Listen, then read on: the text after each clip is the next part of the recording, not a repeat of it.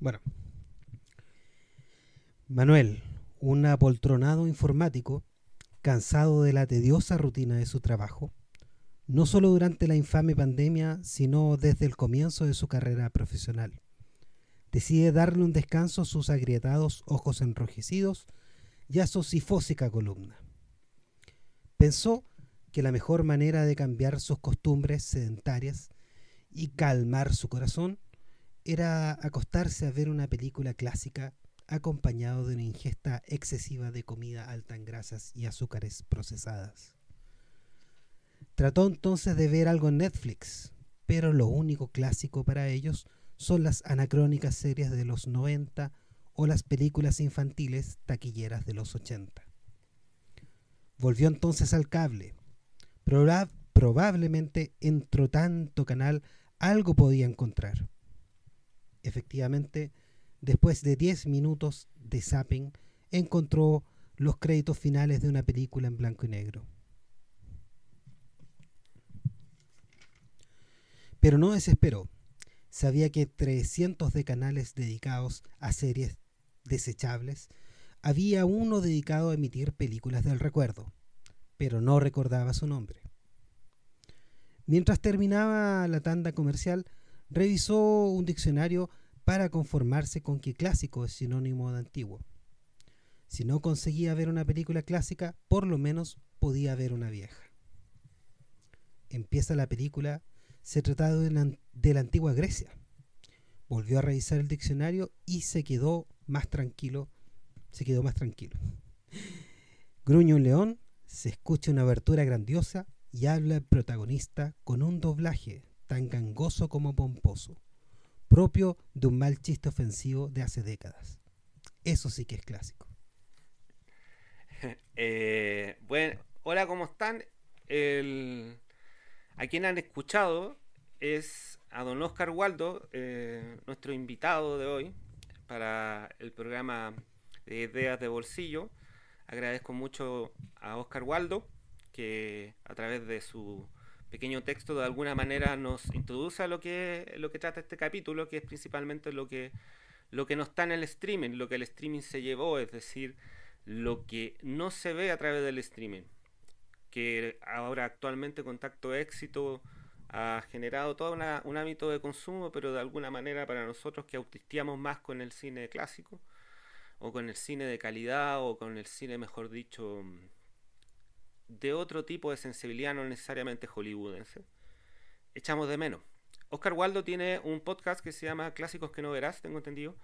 Yo se los recomiendo Que porque nunca nunca verás. verás. De hecho, un buen título porque yo creo que mucha gente nunca verá esas películas. Es muy bueno ese Así podcast, yo es. se los recomiendo porque en general Oscar y su compinche en general escogen puro filete. Son muy buenas películas. Ahora creo que están con la de Roger Corman, El hombre de los ojos de rayos de X. Así. Sí, ex Roger Corman. Ahí de repente pasa esto que hay gente que, claro, que son directores consagrados y que tienen grandes carreras, pero también hay algunos que destacan por otras cosas y que también son grandes tienen sus propios méritos. Y Roger Corman es una de esas personas que tiene una batería de películas horribles de malas, pero tiene una ética de trabajo que es ejemplar, sobre todo para la gente que alguna vez ha participado en hacer películas. En, a nivel nuestro, pues en Chile, se ve enfrentado a decisiones que son muy parecidas a las que ve Roger Corman. Y eso está mucho más cercano que, que un Spielberg, que un Scorsese, que un Tarantino, que son inalcanzables, son formas de trabajo para las cuales no hay dinero, por lo menos para la gran mayoría de la gente. Eh, bueno, muchas gracias. Nosotros ya empezamos en todo caso en el capítulo.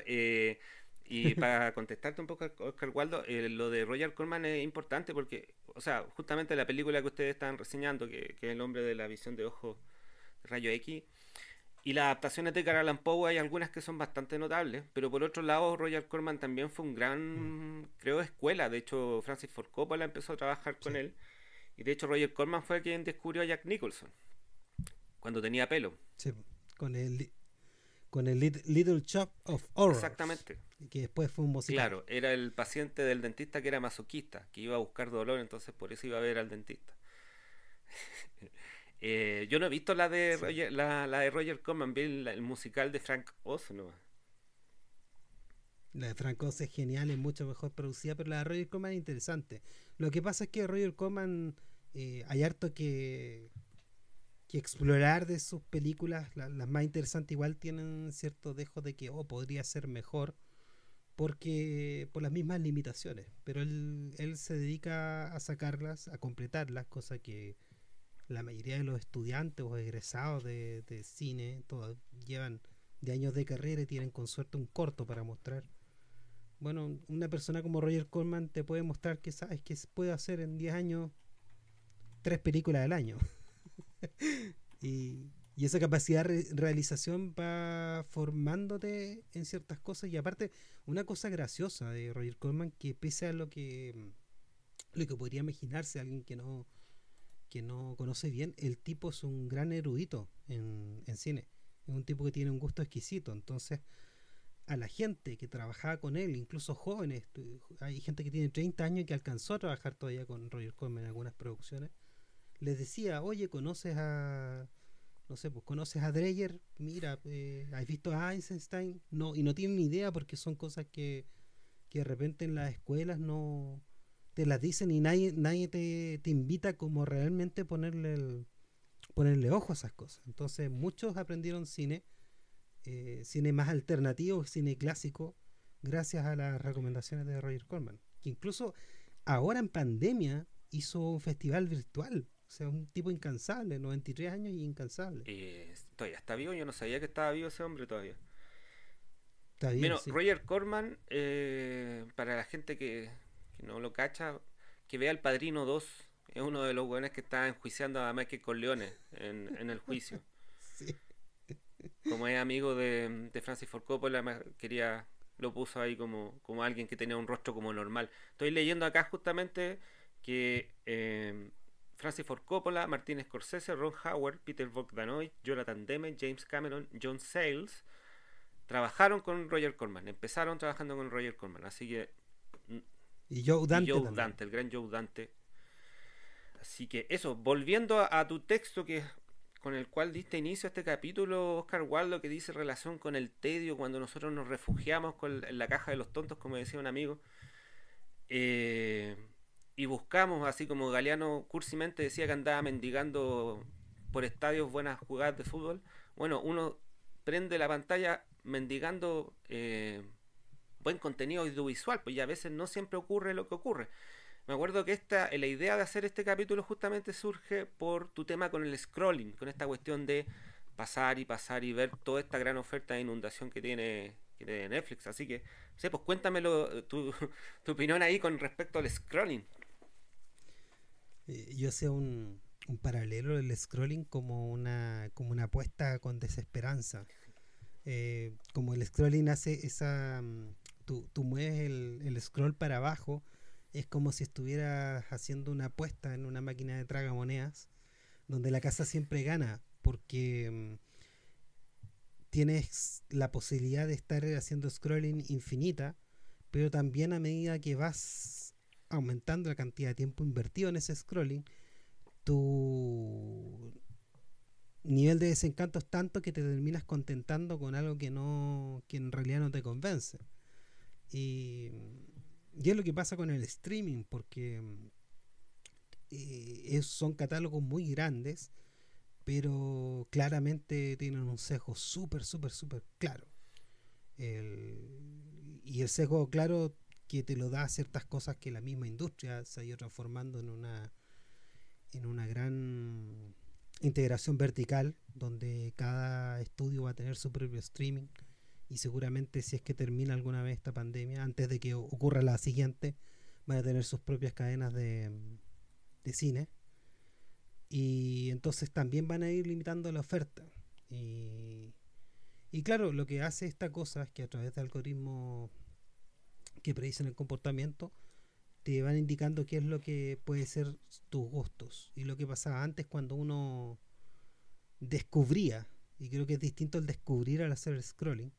Cuando uno descubría alguna película, te alejabas, existía mayor probabilidad que te alejaras de tus propias Mm. preferencias. Y eso, alejarte de tus propias preferencias o de tus propios prejuicios, hacía que eligieras cosas que naturalmente no ibas necesariamente a elegir. Y eso hacía que alguien que, pucha, que de repente le gustaba el puro horror, podría reírse con una comedia de hace 30 años antes, ¿cachai? Sin tildarlo de que sabes que no lo voy a ver porque está viejo. O no lo voy a ver porque no me gusta. Hoy en día el tema de no me gusta que hayan inclusión forzosa, que dice la gente conservadora, que hay inclusión forzosa. Eh, no, que hay un negro, no lo puedo ver. No hay un trans, no lo puedo ver. Siendo que las películas pueden ser igual de malas, con o sin hombres, mujeres, trans, perros, o sea, es como una visión súper conservadora. Yo encuentro de eso, que lo que ha ganado en este tiempo. Eh, Eh, Disculpa, el Netflix igual trabaja, bueno, y en general me imagino que las otras plataformas, pero sobre todo Netflix, trabaja con el algoritmo, con el tema de mantenerte viendo contenido. Como que esa es la clave, independiente del contenido mismo, es que te mantengáis la cuestión prendida. Y de hecho, hay una cosa que tiene Netflix. Tiene cosas muy buenas y de hecho hay algunas películas que también son buenas, para no decir que todo es malo, pero sin embargo, este es un capítulo de pelambre. Eh, es esa puta presión que te pone que te obliga a hacer maratones. Esa cuestión de que cuando son series, sobre todo, cuando te pone una cuenta regresiva y viene el próximo capítulo, ¿cachai? Que genera una tendencia que puede ser satisfactoria a corto plazo, como la cocaína, te puede hacer sentir muy bien, pero en general te hace mal, ¿cachai?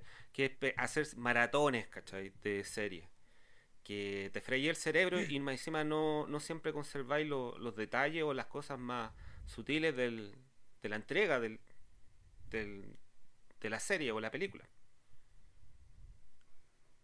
sí, yo creo que los catálogos, pese a que ellos mismos lo publicitan, de que te dicen tantas películas, tantas series, la mayoría de las series se pueden poner en 4 géneros con suerte, o 5 géneros. No es tanta variedad. Entonces estás nadando en esta piscina que parece interminable, pero es un catálogo que ellos mismos los van aumentando con sus propias producciones, y cada vez eso se va a ir limitando. Y tú me decías esto de que de esta cuestión como adicción. Sí, adicción, pero nosotros no somos adictos. O sea, una persona me dijo hace poco, eh, que me felicitó por el podcast, y me dice, oye, sí, pero tengo que decirte una cuestión, que caí en la pasta por tu culpa. Y dije, ¿por qué en la pasta de las películas? Porque como las compartimos en un canal de Telegram y ellos están alejados, tienen mal internet, empezaron a ver las películas, Ya. po. Y como que ahora están adictos a ver películas clásicas, entonces igual te puede pasar este efecto de estar empastado en películas. Y a mí igual me pasa. Imagínate, yo estoy casado, mi señora no tiene el mismo gusto si de las películas clásicas, pero no sé, po, vimos, leyó y quería ver Persona, Ya. ¿cachai? Una película súper fácil de ver. Con- con- una película súper densa, y quedó pero loca, así como, ya tenemos que ver más Bergman. Y puse la serie, pues, Secretos de un matrimonio, de Bergman, que hizo el 74, de nuevo con las mismas actrices, la Liv Ullmann y la Bibi Anderson.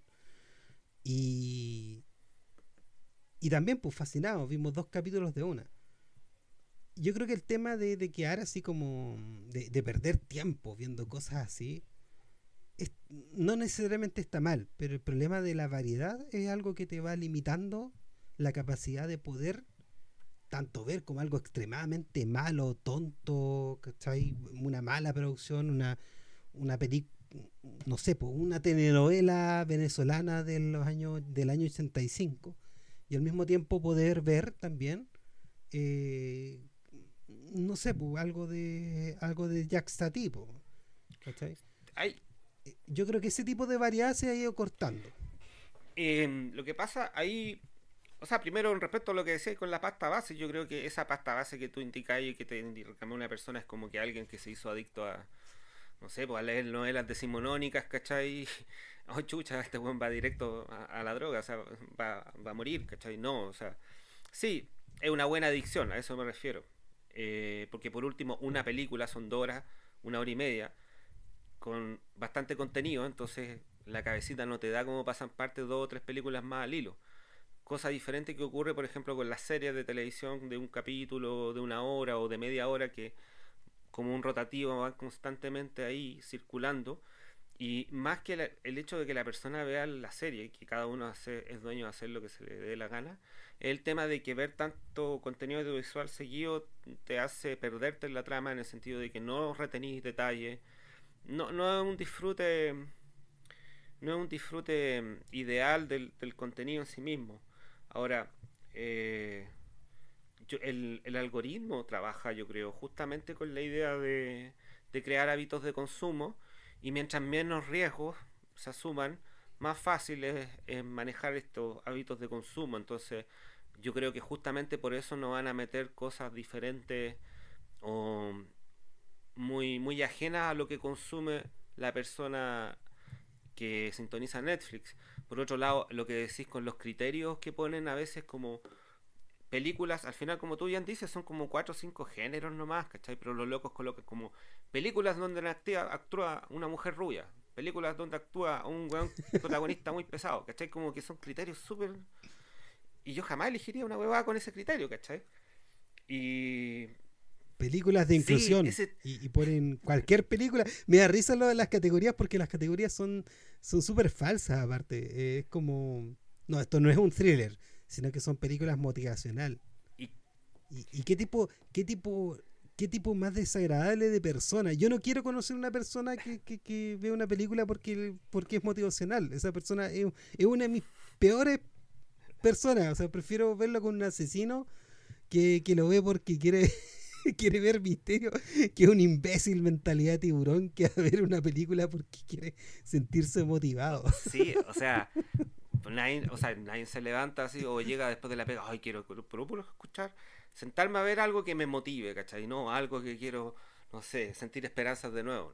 No sé, lo que yo sí siento es que hay películas de feel good movies, como dicen los gringos, que eso me parece como bien, ¿cachai? En el sentido de que es válido como querer ver una película que te haga sentir bien, ¿cachai? Y a veces son mierda y también a veces pueden ser buenas películas, ¿cachai? Por ejemplo, el mismo Joe Dante, ¿cachai? Con los Gremlins, que son películas feel good movie, son muy buenas películas, Sí. y pero van más allá de una comedia hueca, con cáscara, ¿cachai?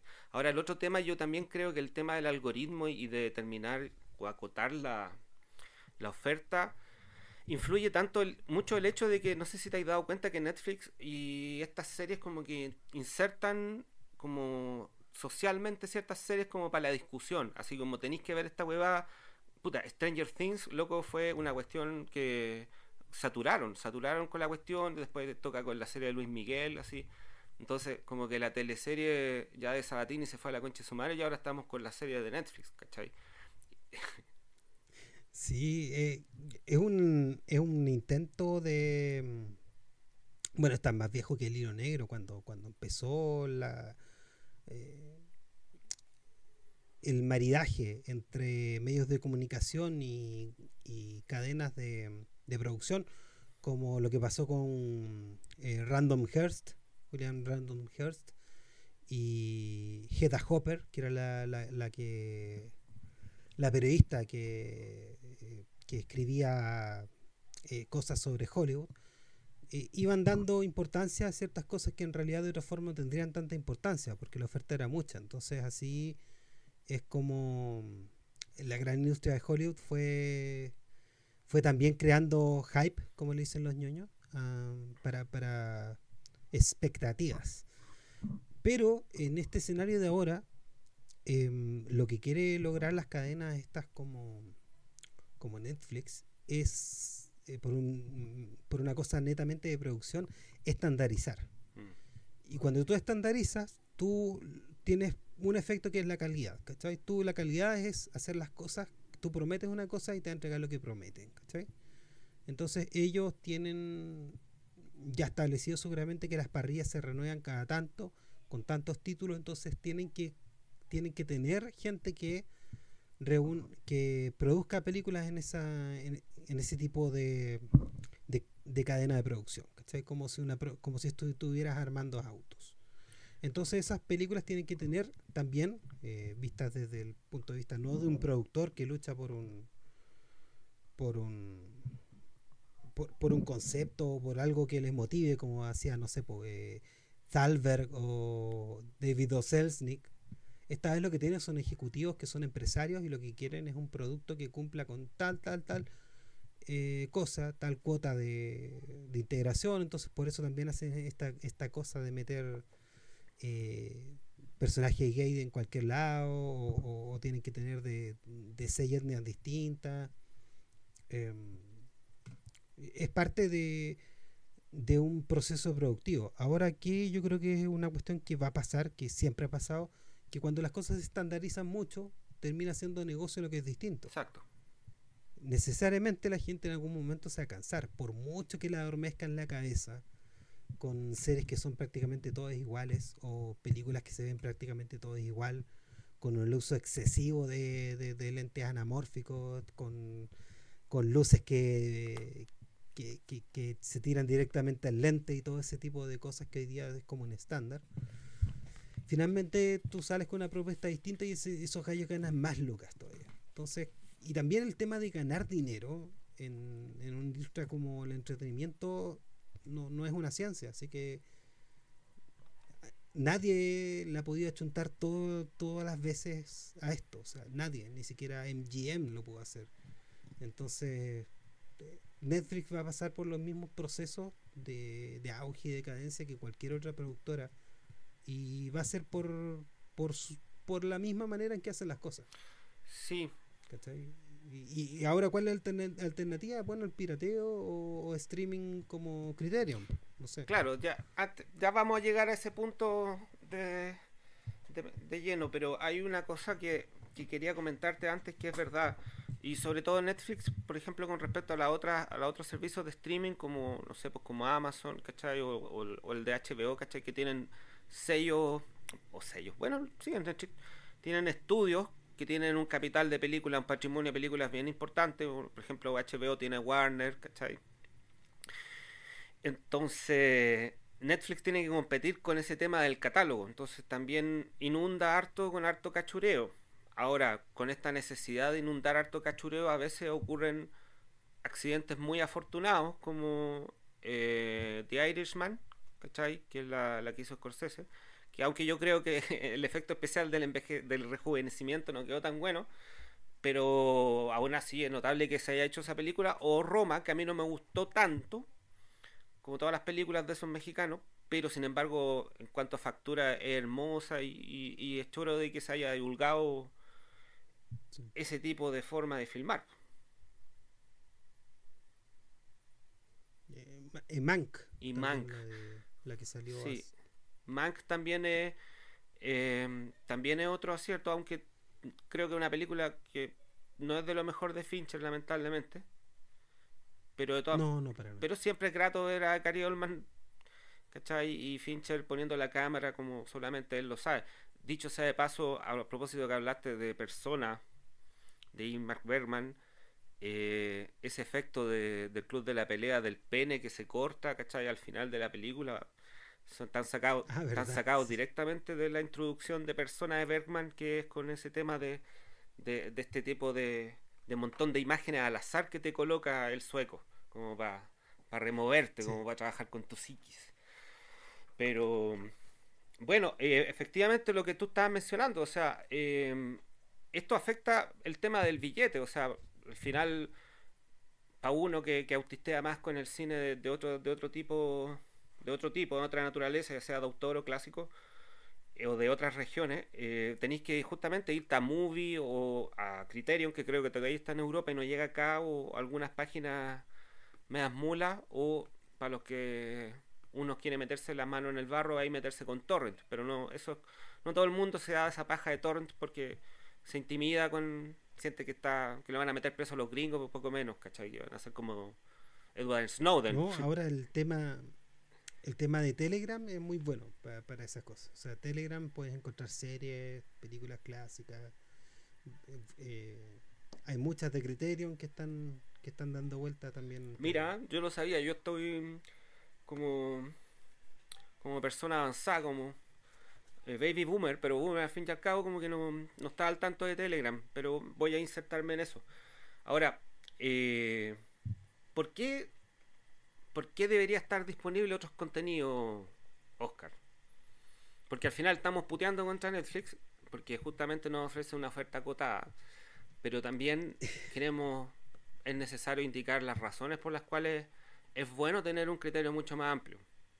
Perdón, una oferta mucho más amplia y no necesariamente absurdamente amplia, pero sí un poquito más pluralista. Ya que les gusta la inclusión, por favor, incluyan cine de calidad también, no sería malo. Yo creo que viene todo parte de la estandarización y parte también de un proceso no necesariamente programado o establecido para tener ese efecto, pero sí uno de los efectos que tiene esto es mantener acotados los temas que se tratan y también acotada la disidencia. Entonces, estableciendo ciertas temáticas bajo su prisma y trabajándolo ellos, estas temáticas lo que hacen es que ellos tienen la pelota de cómo se tiene que cómo se tienen que abordar ciertos temas y cómo se han dejado de lado otros temas. Eh, Vi recién un streaming que es de Curiosity, algo así, que se supone que es de documentales. Y la mayoría de los documentales que ahí veo son... eh, no sé, son como igual que una serie de Netflix, son puras cosas como desde cosas de autoayuda, ciertas biografías, pero no tienen mucha carne. Entonces yo creo que es más fácil para este tipo de como capitalismo que es Netflix mantener también bajas las expectativas de su público. Sí, Es una forma en que pueden ellos poder producir de la forma que producen y ir abaratando costos. Entonces, si tienes menos valor de producción, si los efectos especiales te acostumbras a la gente que ya no que ya se acostumbra a la pantalla verde pese a que sea completamente irreal porque es más barato simplemente que hacer un modelo. Em, Así los gallos pueden venderte cosas de peor factura y pueden ahorrar plata y de repente pueden contratar a técnicos que son más malos y más baratos, pueden utilizar gente de tercer mundo que le haga las películas, etcétera, etcétera. Entonces todo tiene que ver con lucas, pero al final lo que eso produce es que te va limitando. Paradójicamente, ofreciéndote un catálogo de muchas películas, te van limitando a un cierto discurso, cierto también apreciación estética que ellos quieren llevarte por algo, no sé, pues Bergman no lo he visto en ningún streaming salvo el tipo de no sé si está en Movie, pero Criterion está, pero los otros no, pues. ¿Y cómo van a tener a Bergman? ¿Cachai? ¿Cómo no vas a tenerlo? ¿Cómo van a tener a Ford? Que hicieron películas sumamente taquilleras y son películas que todavía generan dinero. Eso es lo divertido, que estas películas que uno generalmente anda divulgando no son películas olvidadas en el tiempo. O sea, son películas que en su tiempo tuvieron éxito y han tenido un éxito moderado durante 70 años, 50 años. Eso igual es plata. O sea, no, yo creo que en algún momento igual algunas de estas películas van a tratar de producirlas para que den plata en un tiempo más. mira, hay algo que tú hablaste antes que era re interesante, que era sobre el tema de la inclusión y la diversidad y un poco toda esta cuestión de la corrección política y toda esta culpa blanca que tienen estos gringos hueones con con hacer estas cosas cosméticas como para poder soslayar todas las atrocidades que han cometido en diversas áreas. Pero, por ejemplo, una película que en tu podcast criticaron, o sea, que abordaron, y que tiene un elemento que es muy interesante, que es Ben-Hur y el tema de la homosexualidad. Eh, Ah, es notable si tú pensáis que es una película en donde hay una relación amorosa que se corta, que es la relación amorosa de Ben-Hur con Mesala. Y todo lo que ocurre posteriormente es, bueno, hay un tema de venganza, hay un tema de despecho por parte de Mesala, etcétera, etcétera. Pero la película adquiere otro cariz si tú las miras bajo esa perspectiva. Y claro, sí está Jesús, que de repente hace unos cameos, sí, perfecto. Pero esa temática homosexual ahí es muy interesante y es otra forma de incluirlo, diversa a la que actualmente, no sé, pues te ofrecen en películas que están diseñadas con Excel como para ser LGTB y puta, no sé, como para quedar bien, ¿cachai? Que son estas películas que hacen los gringos como para enjuagarse la boca. Eh, claro, Ese es un tema re interesante. El tema de la homosexualidad también la encontré presente en Lawrence de Arabia, ¿cachai? De David Lean, que es una película. léete, léete las crónicas de Lawrence de Arabia y es pura homosexualidad. Po. Sí, y una persona muy conflictuada, en parte también justamente por el tema de la identidad sexual, en parte también por la condición de ser un otro en cierto ambiente. Y además que Lawrence de Arabia es una película que tiene un nivel, bueno, Lawrence de Arabia y Ben-Hur tienen un tipo de producción que hoy por hoy no se puede dar. Que dice, porque ahora, por un tema de costos, no van a contratar tantos extras, ¿cachai? Y ponerlos en el mar o en una loma, un cerro, ¿cachai? Y matarlos a todos. Prefieren una pantalla verde porque es la solución ideal para temas de costo. Y de alguna manera es muy valioso culturalmente ver ese tipo de cines que tienen, que hoy por hoy de alguna manera ya se están convirtiendo en rarezas, ¿cachai?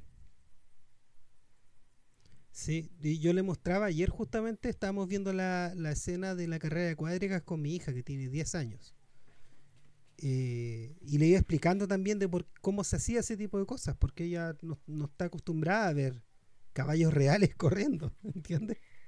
Es como un niño que vive todo el tiempo en la ciudad y va al campo. Eh, y eso pasa de verdad, me pregunta, porque lo ve tan real, porque es el sudor de la gente, ve gente interactuando con otra persona en vez de con una pantalla verde. Ve el polvo, ve los extras cometiendo errores, o bueno, en ese caso no. Pero eh, no se puede comparar 15.000 extras en un set así con la experiencia de la pantalla verde, que también han tratado de modificarlo para una serie que en realidad a mí me parece una basura, esa del Mandalorian, con una pantalla donde proyectan también, entonces los actores tienen que interactuar con proyecciones.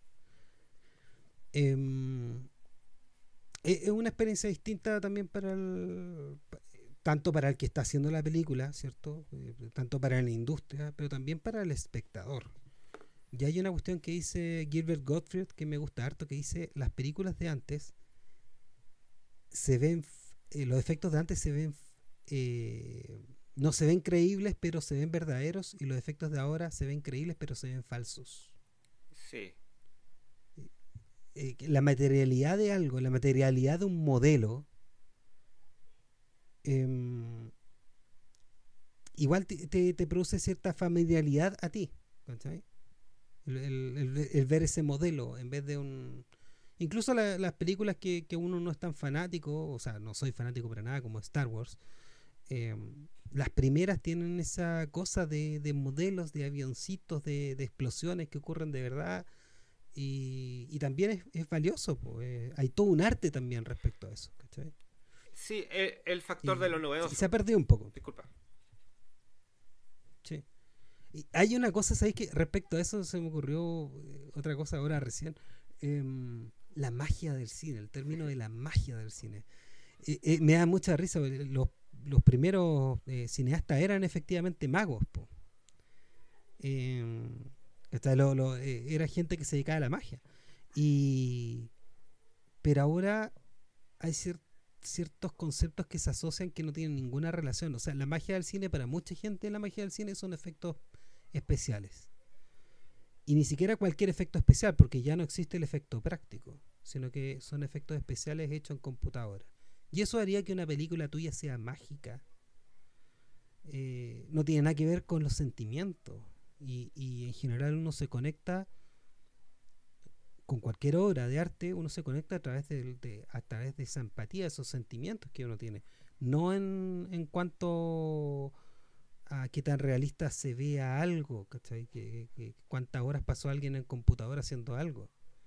Y, y eso es también como característico de esta época, que hay poca conexión con los personajes, pero harto tema con lo computacional.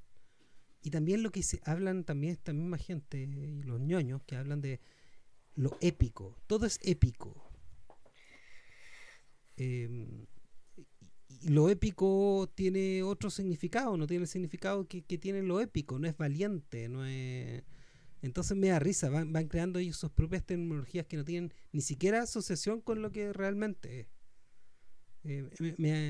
Como un paréntesis con lo que pasa ahora, ¿cachai? Un postmoderno te diría que lo que pasa es que el lenguaje es rico y como crea realidades también va adquiriendo polisemia. Pero sí, Claro, yo también claro. creo que a veces se van al chancho con cierto tipo de adjetivos que de alguna manera se van banalizando, como decir que algo es épico, no sé, una chuchada en un video de un programa de televisión le ponen épico, ¿cachai? Desde cosas tan pueriles como eso. Entonces, como que, algo bien particular de esta época. Eh, Épico sería, por ejemplo, una toma innecesaria en slow motion donde no se dice nada que dure 3 minutos en una película de Zack Snyder. pero lo que es realmente épico es la batalla final de los siete samuráis de Kurosawa bajo la lluvia. Así es, pues, eso es realmente épico. O la batalla, o las batallas, las guerras en la guerra y la paz de Bondachurk. Eso es, eso es épico. Imagínate, hoy en día que uno está en pandemia, yo también le mostré en otra oportunidad esa parte a mi hija, pues le dije, mira, fíjate en el horizonte. ¿Tú has visto alguna vez en tu vida ese horizonte? No, pues, no has visto ella ese horizonte. Increíble, pero hay gente que no ha visto esos parajes en su vida, ¿cachai? En nuestras ciudades tienes que irte de la ciudad para ver ese tipo de horizontes, esos horizontes casi eternos. Mm. Y sobre todo en Rusia, ¿cachai? Pero esos parajes también te dan definiendo cierto valor estético, que fue lo que hizo, por ejemplo, John Ford con Monument Valley. ¿Cachai? Le dio un significado a ciertos parajes y también te evocan ciertos sentimientos. Yo creo que nos hemos limitado un poco, o sea, un poco, bastante, tanto el tema de llegar a la intimidad con los personajes como también con el valor estético de lo natural. Y ahora todo tiene que ser representado mediante una computadora, que tiene cierto sentido económico, pero hace que la experiencia de ver una película sea cada vez más reducida. Hay un tema con respecto a los efectos especiales que quería acotar, que mencionaste de que em, cuando uno entra a ver una película, o ya sea en la tele o en el cine, que está ambientada en el año de la corneta, o está en una galaxia muy lejana, etcétera, etcétera, em, y los compadres hablan inglés, y hablan inglés norteamericano del siglo XX, ¿cachai? Con acento del siglo Claro. XX. De alguna manera yo creo que eso ya te establece, oye compadre, esto es una representación, como toda obra de arte, es una representación de una determinada realidad. Por lo tanto hay un grado de abstracción que es necesario tener en cuenta. Entonces, claro, perfecto, la pantalla verde sirve y toda la cuestión, pero también el efecto práctico, lo visual, como tú mencionas, hay arte, eh, claro, puede ser mirado en menos en comparación con la perfección que se puede agarrar o el detalle con respecto a un efecto especial hecho por computador, un CGI. Pero tiene otra textura y eso es re interesante, porque también estamos hablando de una representación y cada representación tiene sus propios códigos, ¿cachai? Es como, por ejemplo, hablar de las películas de, ¿cómo se llama?, de Michael Powell, ¿cachai? Y Pressburger, que son todas películas muy teatrales, La Zapatilla Roja, ¿cachai? La Peeping Tom, etcétera, tienen un halo de ensoñación, un, los Claro. colores reventados, donde te habla de que tú estás viendo una cosa que tiene otras reglas diferentes a la realidad, ¿cachai? Actualmente siento que, claro, el hecho de ver ciertas películas genera una literalidad que no es la correcta. Por ejemplo, eh, esto es muy personal, porque en realidad no mucha gente está de acuerdo conmigo, pero por ejemplo a mí en los Batman de Nolan, ¿cachai? Me parecen interesantes, pero hay un exceso de parecer como algo real y me parece una tomadura de pelo que algo que este director le dé un tratamiento de realidad a la historia de un weón que se viste de murciélago para pegarle a la gente, ¿cachai? Es como, Claro, un travesti enojado. claro, de alguna manera, Que odia a los, que odia a los pobres y a los mentalmente discapacitados que no tienen una institución donde los reciban. Y se dedican al crimen porque son marginales. sí, Batman es un travesti enojado, pero se traviste de animal. Pero por ejemplo, ahí hay un tema de lógica contradictoria que me confunde. A propósito, por ejemplo, de lo que tú mencionabas, por ejemplo, no sé, pues Jason y los Argonautas, ¿cachai? Esa película, los efectos especiales que hizo Harry ese mismo Hansen. compadre de los esqueletos. Que efectivamente se nota que es stop motion, pero el stop motion tiene un nivel de trabajo de arte, de artesanía, así, de precisión, que es muy bonito, es muy valioso de admirar. Sí, eso pasa también con las películas de monstruos, por ejemplo. Eh, Gojira, Godzilla, la primera japonesa, con ese soundtrack espectacular del gran Akira Fukue. eh, y los modelos y el traje, que una persona, efectivamente una persona en ese traje de Godzilla, pero se vende completamente bien ahora. O sea, y lo mismo el King Kong. O sea, ahora que salió hace un año o hace menos, esa película de King Kong versus Godzilla, em, con todo lo barato que puede verse esa película de King Kong, todavía está, no sé si es la mejor o la segunda mejor. Quizás la primera de Jackson pueda estar ahí peleando un poco, pero a mí es la que más me gusta. Hay cosas que, pese que no sé, los efectos no son tan, como que le diría, no prueban no pasan la prueba del tiempo. Las películas en general logran lo que yo te dije, empatía. Entonces uno las puede ver de nuevo. O sea, por eso es que todavía la gente se compra el Blu-ray de North by Northwest, ¿cachai? Pese a que todas esas películas de los 60 utilizaban todas utilizaban la retrovisión para ver escenas donde estaban en auto o algo así. Todas esas tienen esos efectos que hoy día no se ve real. Pero no importa, pues uno lo ve y suspende su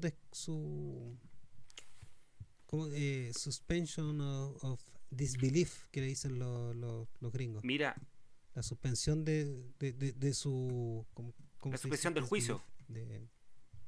de juicio, claro, de no creer. Por ejemplo, ya qué bueno que citaste North by Northwest, esa de Hitchcock.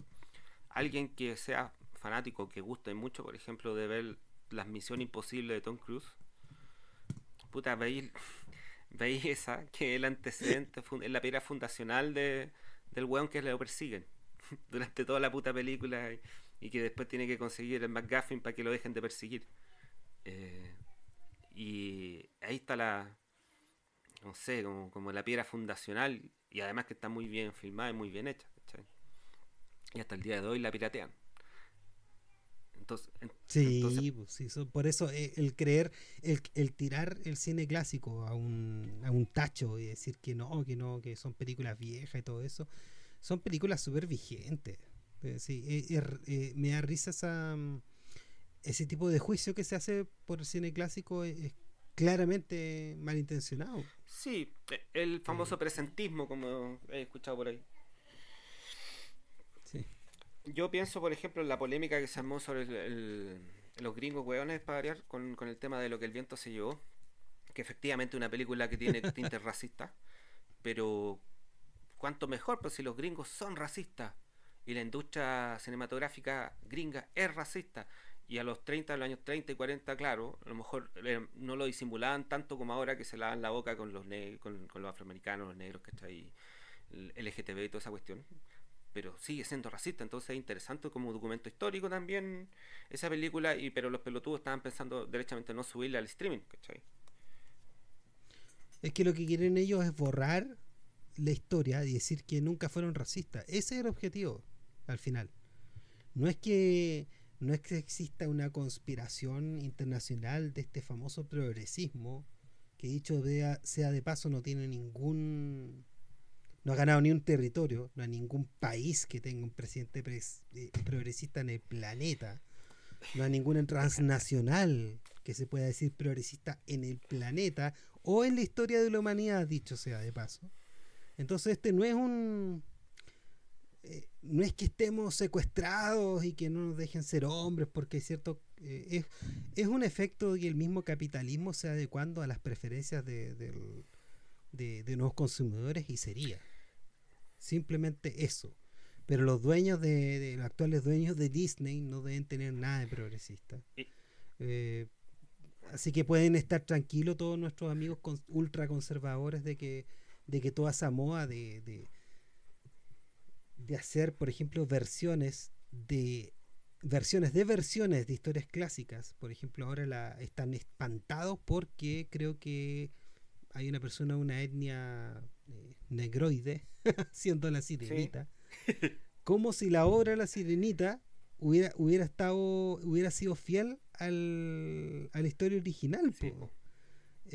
Como si hubieran un paraíso que le hubieran quitado, lo mismo que la Bella y la Bestia. Digo, y la Bella y la Bestia, uno ve, tú has visto la de Cocteau, ¿cierto? Sí, la vi en Es la vi en la sala blanca de la Católica, me invitó fui con un amigo, fui con cero fe y loco quedé peinado para atrás. que ha peinado para atrás, es la media película, y la historia está tan llena. Yo la vi después de haber visto La Bella y la Bestia, que de dicho de sea de pedazo, la odio, esa película de Disney.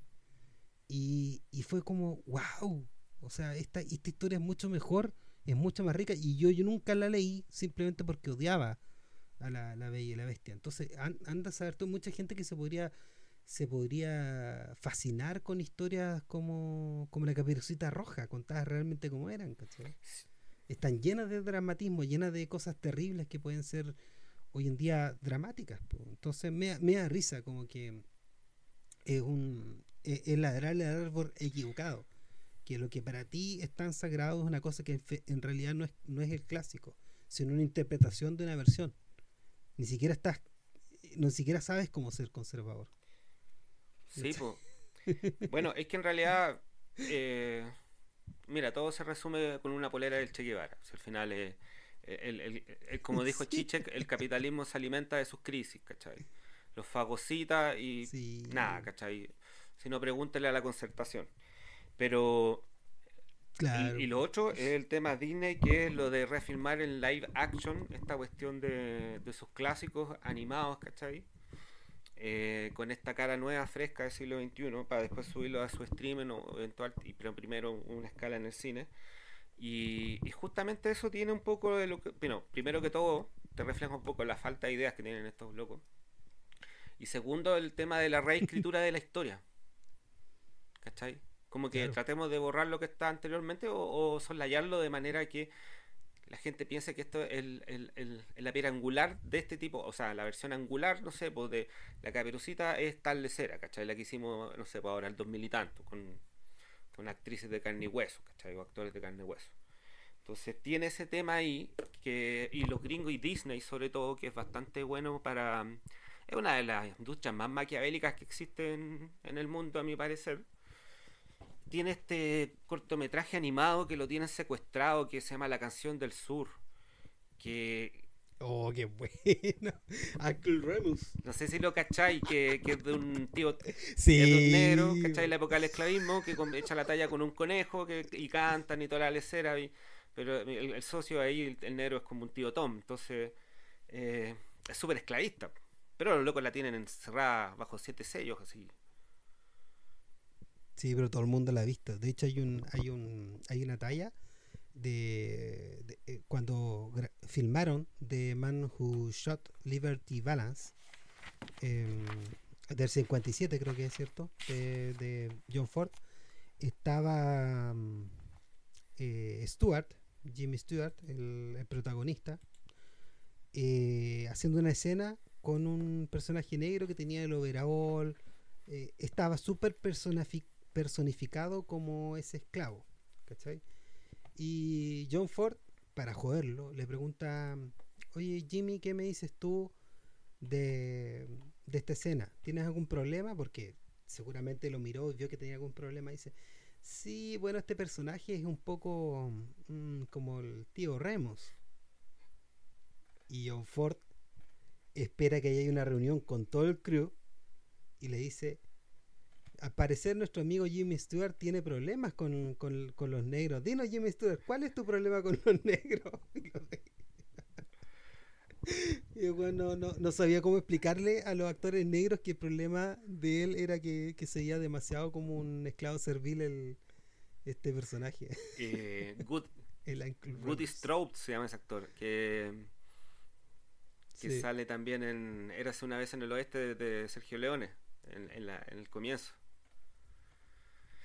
Sí, ese otro tema también, porque que yo creo que también es como yo creo que ha servido como una especie de excusa, como tampoco no divulgar tanto el cine clásico, que dice relación con la ética de los directores, y con esta pelotudez de que no se separa el autor de su obra, ¿cachai? Como en el caso de Polanski o John Ford, que era un weón que le hacía bullying a sus actores y los agarraba para el huevo y los humillaba.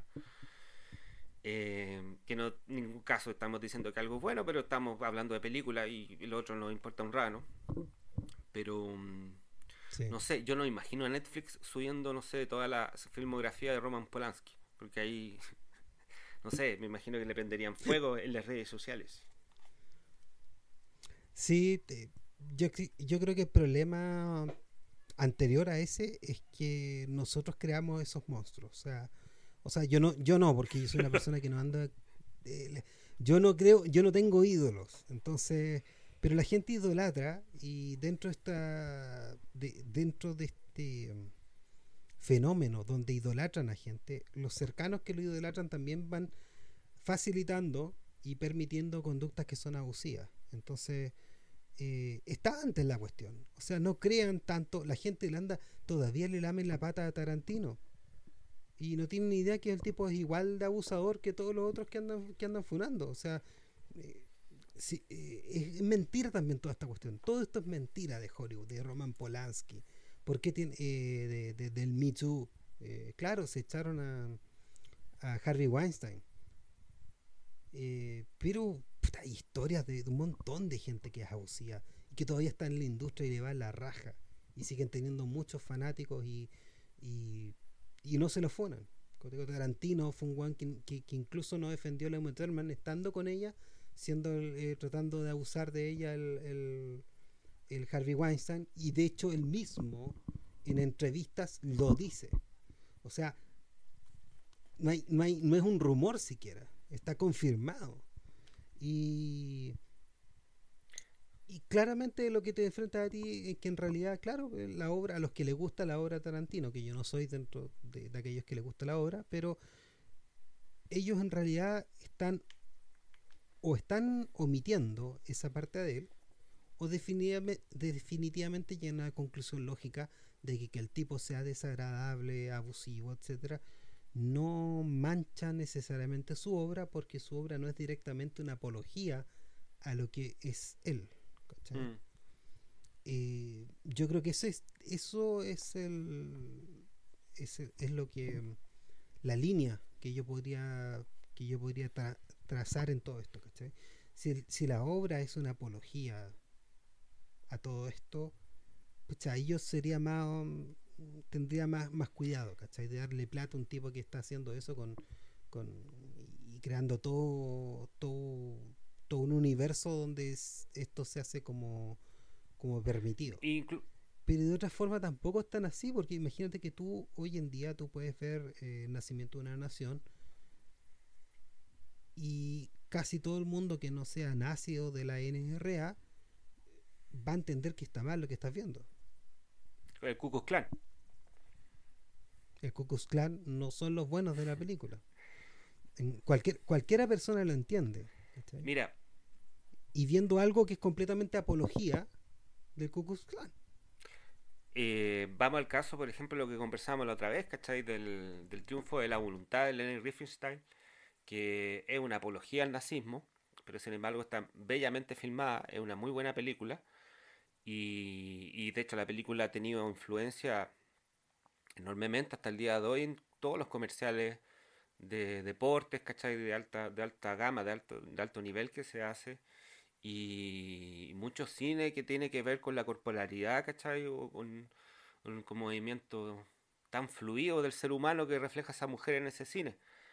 Yo te había comentado de que justamente siendo una apología al nazismo, esa película llegó a la biblioteca de Nueva York, que en esa época estaba Luis Buñuel, de hecho lo cuenta en sus memorias, El último suspiro, y él habla de que la película le pareció horrorosa ideológicamente, pero maravillosa, así que él le hizo unas pequeñas ediciones y la dejó catalogada dentro de la biblioteca porque él sentía que era algo que debía conservarse. De alguna manera, yo creo que cualquier película, si tiene cierta calidad o cierto mérito para ser vista independiente de lo que promueva o de la ideología que tenga, podría ser exhibida siempre y cuando confiemos en los criterios de la persona que se sienta a ver. Es más, incluso, por ejemplo, en el caso de los Looney Tunes, que también son dibujos animados muy racistas, pero muy buenos, creo que ahí en las recopilaciones en VHS o DVD que sacó la Warner, ponen un disclaimer en donde dice, pucha, esta cuestión se hizo en el año tanto, en el año tanto, en donde había otra ética, otro código moral, por lo tanto, pucha, pasa esto, podéis ver esto otro, etcétera, etcétera. Yo creo que haciéndole la advertencia a la gente, explicándole a la gente que la moral y las costumbres van cambiando a lo largo del tiempo. Yo creo que alguien se podría permitir el hecho de ver algo que no tiene que ver con su polera de moda del día, ¿cachai? Con su chapita identitaria, ¿cachai? Y lo que pasa es que, ¿sabéis por qué yo voy con eso? Y me pongo bien abuelo Simpson gritando contra la nube, por el hecho de que ahí se coarta el acceso a parte del conocimiento, producto de una cuestión absolutamente impostada, porque por otro lado también es una moral pública. O sea, todo el mundo que dice cancelemos o no veamos más las películas de Roman Polanski y toda la huevada, ¿cachai? Puta, no sé, eres tan íntegro en tu vida cotidiana como para andar hociconeando esto, ¿cachai? Entonces, siento que no. Creo que hay algo peligroso ahí que es limitar el acceso a cierta información, a cierto contenido, ¿cachai? Ya, yo no estoy diciendo que estos weones estén quemando la biblioteca de Alejandría, pero, pero de alguna manera este tipo de genera una falta de un vacío cultural, ¿cachai? Lo que te mencionaba antes, por ejemplo, del hombre que, no sé, por el tipo que le gustan las películas de acción, no sé, pues tuviste Crank, ¿cachai? Esa de Jason Statham. Esa es otra hija directa a una película de Hitchcock, ¿cachai? La North by Northwest, o Los pájaros, por ejemplo, ¿cachai? Sí, o como tú decías, el triunfo de la voluntad, tú ves cualquier película de superhéroes y le debe mucho, y no solamente a la estética, sino también al concepto de superhombre, Sí, que es básico para entender el nazismo. Entonces, eh, yo encuentro que todo este tipo de limitaciones tienen son tendenciosas. y obviamente son tendenciosas desde el poder, no desde la marginalidad.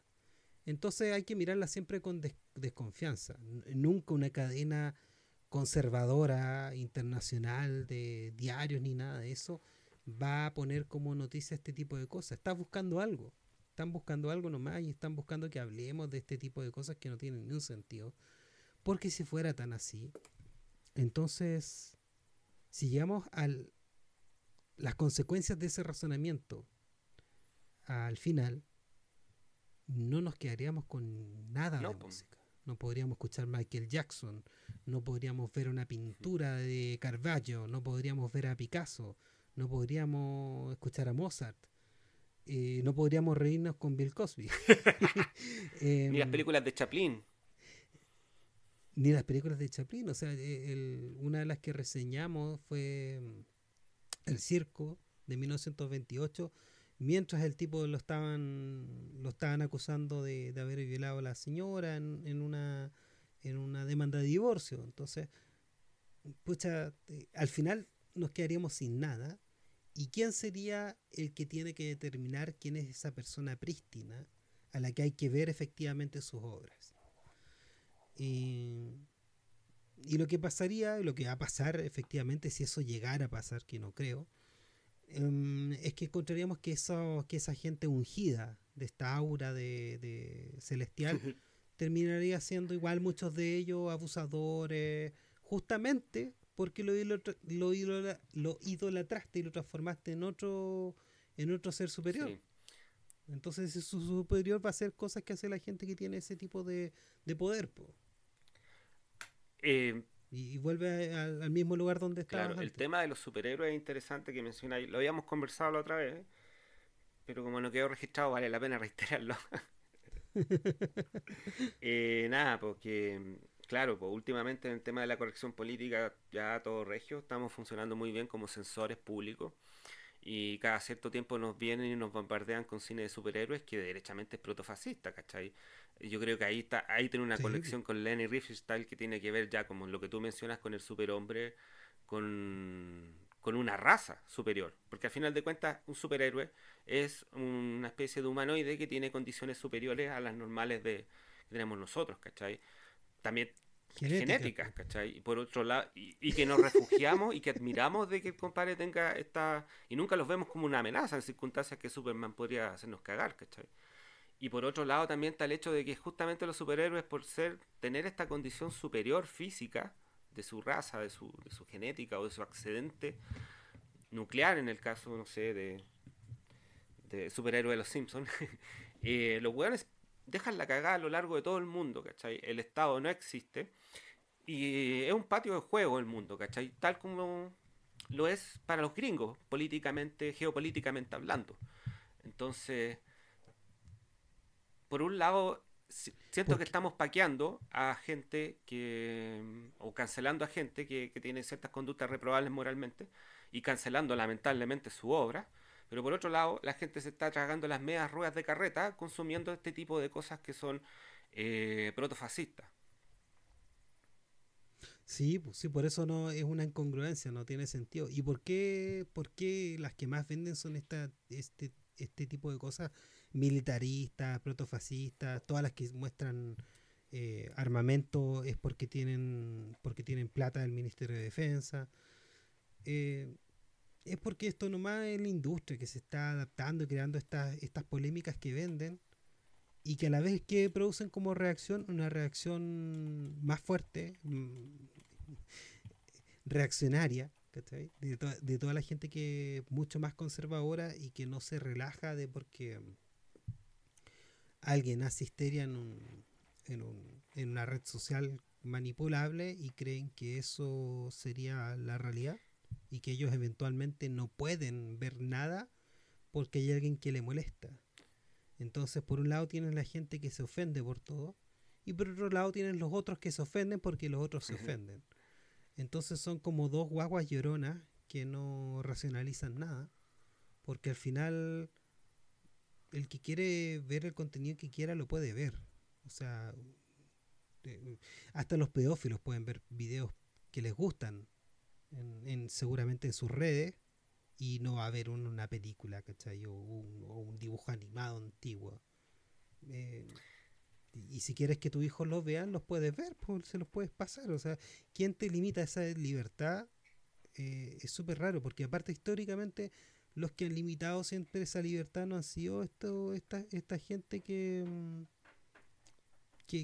al final no tiene poder, pues, no tiene poder No, real. claro. Son redes sociales, Bueno, el ¿no? tema de las redes sociales también hay un tema de propaganda y de intervención, o sea, así como nosotros podemos encontrar de que Juan Antonio Cast es un tipo muy popular en Twitter, y en general la derecha acá en Chile está muy sobre representada en Twitter y después, no sé, en la calle como que, nada, reinan la ánima y eso es porque existen formas de influir ahí a través de granjas, ¿cachai? De bots y todo ese tipo de cosas y que yo creo que los gringos, sobre todo cuando hacen lanzamientos de películas y sobre todo los lanzamientos de películas superhéroes, los compadres te inundan con esa cochinada en Twitter y te generan la falsa sensación de que, de que se viene el gran evento cinematográfico del año. Pero volviendo al tema de por qué ver otro tipo de cine, a propósito de que nos metimos con temas valóricos y temas políticos, es interesante también de que por ejemplo también, claro, existen documentales en Netflix, ¿cachai? Que tienen conciencia ambiental y ese tipo de lecera, pero el cine comercial popular no necesariamente, o sea, que es asequible, no necesariamente reivindica ciertas temáticas que son muy choras o puntúas que sí podían rescatar películas de otras épocas, de otras etnias, de otras geografías, ¿cachai? Y que pueden ser igual de entretenidas, ¿cachai? O sea, Sí, yo pienso, por ejemplo, en el cine, y ya, no me quiero poner denso, ¿cachai? Y ponerme a hablar, no sé, pues de no sé, de hueones derechamente izquierdistas, así como Luis Buñuel, ¿cachai? Y cosas así, pero, por ejemplo, el mismo cine que hizo Jack Nicholson en los años 70 siendo un hueón, una estrella de cine, ¿cachai? Eh, antes de que hiciera Atrapado sin salida, antes del Resplandor, ¿cachai? Tiene una seguidilla de películas notables que son muy críticas con la sociedad norteamericana y que perfectamente podrían estar disponibles en los streaming porque realmente son cintas muy valiosas y que tienen otra voz, ¿cachai? no, pues nunca, nunca van a hacerlo porque en realidad lo que ellos quieren es blindarse con esta falsa pureza y las críticas que sean más densas, no sé, pues nunca pondrían Network de Lumet Exactamente. en streaming. Pero sí podrían una cuestión de alguien que, no sé, pues afrodescendiente, trans y en una silla de ruedas teniendo una aventura en un parque acuático y que no deja ni una enseñanza, ¿cachai? Eso sí, po, porque al final no estás criticando más allá, po. Y el Lumet tú ves ese tipo de críticas muy densas eh, a cosas que son sistemáticas. Entonces eso no lo va a permitir. Y tampoco va a permitir un Ken Russell ni nada de eso. Ni un Mike Lee, ni nada de esas cuestiones. Y ni siquiera eh, la mirada con sorna a esta actitud. Nunca vaya a haber playtime de Jack Stati en estos streaming. Nunca, No, nunca. y también pienso, La crítica de la modernidad, sí, no. no, claro.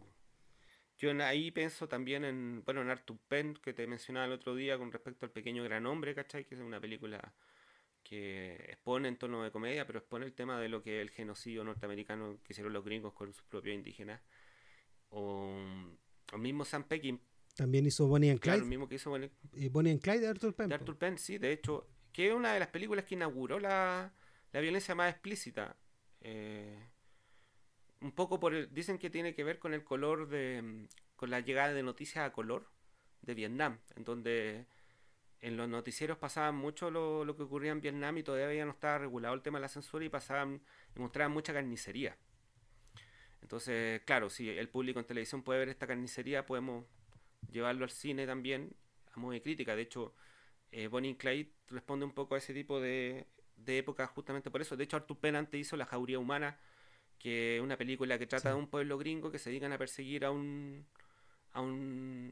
convicto y ahí los gringos operan como jauría, no con el afán de justicia, sino Claro. con el afán de querer cazar a un ser humano. que es algo que tienen los gringos desde el surgimiento de la nación. De hecho, el western es eso. Sí, Bueno, es mucho más que eso, obviamente, pero contiene parte de eso. Y es una naturaleza sí. muy, muy, muy propia de los gringos. De hecho, justamente por eso los compadres se aferran con uñas y dientes ahora hasta el día de hoy con el tema de las armas. Pero Sí, algo que dices tú, bueno, Bonnie and Clyde, ¿tú sabes por qué fue tan violenta gráficamente? Porque fue la primera película que no editó disparo, tú veías un disparo y utilizaban esas heridas que se sí, reventaban. La primera vez que se utilizó fue en Bonnie and Clyde. Entonces tú veías gráficamente la consecuencia de un disparo que antes, para atrás, siempre lo que veías era distinto. Y algo interesante de lo que hablas del western, y creo que lo habíamos hablado antes, yo hago la conexión de que el cine de superhéroes también puede tener el mismo potencial eventual que tuvo el cine western, que de sus inicios fue súper frívolo y después dio espacios para que incluso gente dentro de su misma filmografía, como fue el caso de Ford, y después de Clint Eastwood, de hacer críticas bastante profundas a la sociedad a través de este esquema. Claro, es muy probable que también pasen cosas interesantes eventualmente con el género de superhéroes y hagan críticas y esas películas generen tanta plata que después se haga moda y mismo Netflix trate de hacer su crítica mediante alguna serie. sí, De hecho, muy interesante, yo creo como modelo de negocio, lo que hizo Disney con Marvel, lo encuentro que fue un negocio muy, muy bien hecho. Los tipos, no sé, pues, planificaron como 30 años de producción, creando algo muy parecido a una serie, pero en el cine. Porque son como series, se van conectando y son como temporadas. Y ahora literalmente son series. Pero tienen el mismo sentido que esas películas. De hecho, ahora es más, incluso mejor, porque están contenidos en capítulos más pequeños en vez de hacer películas de 4 horas, de algo que es completamente estúpido hacer películas de 4 horas de gente volando. Sí. veo que Zack Snyder es tu cineasta favorito. Eh, No lo decía por no, me carga Zack Snyder, pero lo decía por el tema de estos Avengers que son es una lata, o sea, es una lata. Yo creo que las películas antes que uno veía cuando niño, que eran redonditas, cortitas, simpáticas, una Indiana Jones tenía un valor de entretenimiento mucho mejor. el, Y por algo se siguen viendo 40 años después, no sé. Exactamente. Ahora, yo le encuentro, a propósito de lo que tú mencionas, yo encuentro que le encuentro la razón a Scorsese, al chico, cuando dijo que todas estas weas de Marvel no eran cine. Como que mucha gente se le dieron encima y dijo, ah, chico, arrogante, presumido, etcétera, etcétera. Pero es que no es cine, weco. Es una serie de televisión o sea, o una teleserie que tiene en gran formato, con grandes lucas. Pero ¿por qué no es cine? Porque al final están hechas como estandarizadas. Son productos atractivos, ¿cachai? En un bus te la disfrutáis, ¿cachai? Pero, claro, responde más a, a un formato de novela por entrega, o telenovela, mejor dicho, que a Claro. una obra en sí misma, que a una obra audiovisual en sí misma, ¿cachai? Que tiene su propio puesta en escena, su propia ideología, ¿cachai? Etcétera, etcétera. En ese sentido, por ejemplo, a veces pienso, por ejemplo, en...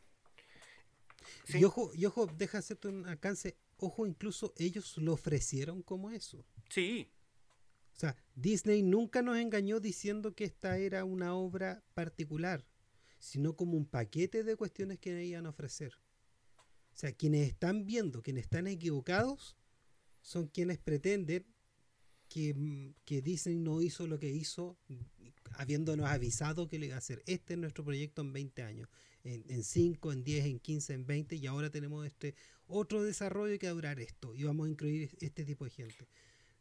Lo dijo, o sea, no hay nada que interpretar. Hicieron lo que dijeron que iban a claro, hacer lo que pasa... y les fue muy bien. Sí, no, si el tema tiene que ver con...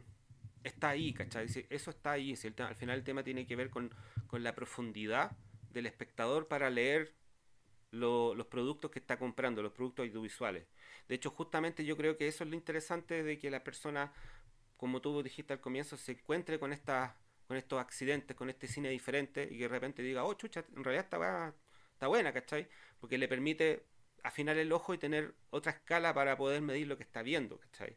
Alguien que vea, eh, no sé, pues, ¿cachai? Que vea Tiburón, pero no, que vea Sharknado, ¿cachai? El tornado de tiburones. Que vaya, Me puta, encanta. voy a hacer la línea, ¿cachai? Sí, y lo conversamos y está bien porque es una película que no tiene aspiraciones de arte y en ese sentido es bueno. Pero podía hacer la línea genealógica de Sharknado, Tiburón de Spielberg, hasta Los pájaros de Hitchcock, ¿cachai? Sí, po. De hecho, yo creo que hay un problema con el espectador de ese tipo de películas que quiere sentirse de alguna forma parte de algo o quiere ser interesante por los gustos que tiene. El espectador de Sharknado sabe muy bien lo que es Sharknado y no tiene que disfrazarlo de una obra de arte. El espectador fanático de este tema de las películas de superhéroes cree que están ante un evento magistral y hace análisis concienzudos de estas cosas y hay como 900.000 youtubers que cada vez que sale una película nueva de superhéroe le ven las intenciones. Oye, es ridículo. Es ridículo. Disfrútalo. Siéntete bien porque estás viendo algo que te disfruta. Perfecto. Estás en tu derecho a ver eso. Pero eh, no sé por qué sentirse culpable de que te guste ese tipo de películas. Algunas de esas me han gustado a mí y lo he pasado bien. Pero ¿por qué te vas a sentir culpable y tratar de disfrazarlo? De es como qué O triste. sea, Qué el, ter- triste. el- Es como que me gusta el McDonald's. No, el McDonald's está hecho con los mejores carnes y una oda al McDonald's. Weón, son hamburguesas, loco. Si te gusta comer grasas trans, cómela. O sea, ¿por qué me tienes que decir que McDonald's es imposible que sea mejor el McDonald's que una hamburguesa casera, po, weón? Imposible. No podéis compararlo. Es un ejercicio intelectual y estético que es tan fútil y llenan publicaciones de esa cuestión. ¿Para qué, es weón? que ¿Para Es qué? que yo creo que bueno, una de las raíces de este problema es esa frasecita weona de los placeres culpables, ¿cachai? Que lo encuentro tan judeo-cristiano, así como, me imagino, no sé, que me estoy pajeando y que no me vea Dios, ¿cachai? Una wea así. No, pues compadre. Pero Dios te está viendo mientras te estás pajeando. De hecho, Dios piensa que cada persona que se está masturbando y sea católica, cada vez que está eyaculando, Dios está viendo esa cuestión. Y quizás lo ve como Él es dueño del Sí, tiempo, lo ve repetidas veces. sí, Repetidas eyaculaciones de todo el universo de personas que alguna vez y animales que alguna vez sí, eyacularon. bueno, Dios podría decirse que esa es una de sus grandes funciones. Está viendo, porque es parte de la creación, ¿cierto? sí, Entonces ese acto que da la creación, Dios lo está justamente atestiguando. Sería como un fijón sí, de universal. hecho un Pippin Tom, a propósito de la gran Sí, película po, de a Michael propósito de la Powell, película. pero Dios, bueno, la obsesión con la sexualidad que tiene el judeo-cristianismo da para otro podcast, y esa weá empieza desde que Dios obligó al pobre Abraham a cercenarse el guañaño, ¿cachai? Que yo encuentro que es una atrocidad.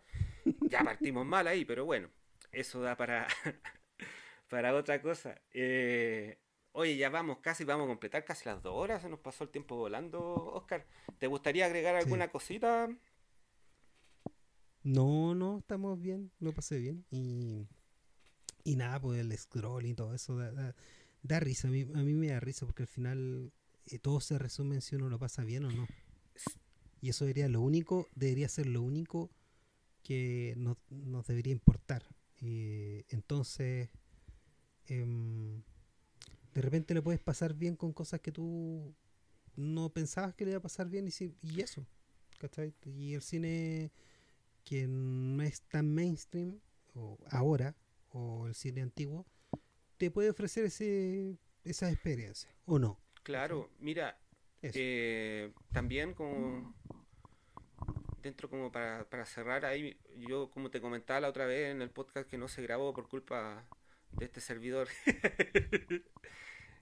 problemas técnicos, nada, pues yo trabajé en un blockbuster. Cuando me eché el examen de grado la primera vez, trabajé en un blockbuster de acá del campo de deportes con Irrazabal.